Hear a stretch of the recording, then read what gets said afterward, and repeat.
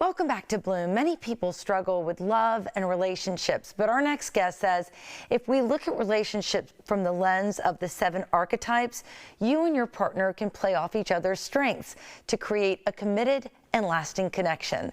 The author of Committed, Finding Love and Loyalty Through the 7 Archetypes, Dr. Carmen Harra, joins us now with more on her book and finding lasting love.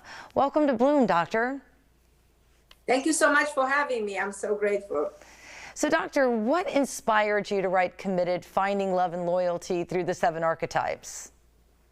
I work with people for so many years, and I realized that we have such complex personalities, and people are not good or bad or black or white. We are just a symphony of colors. And I realized that people's problems in relationships stems from their personality traits, and personality traits come from archetypes. And the concept of archetypes goes back thousands of years ago. It was introduced by Carl Jung in psychology.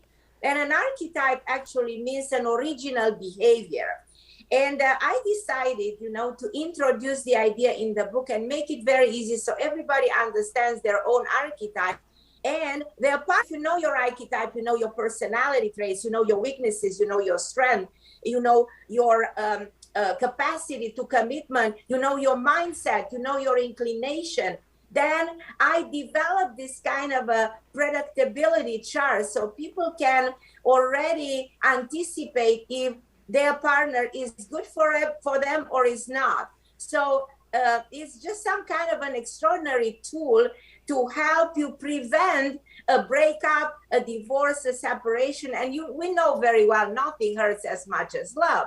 So I think the book helps the reader to understand the concept of commitment, which is so different nowadays than the way it used to be in the past, how to create something that is so important, that is the glue of a relationship, and it's called emotional intimacy, how to develop communication, how to navigate through the world of online dating, how to navigate through online dating, and not only, but the day-to-day dating, and how to heal themselves from previous difficult relationships.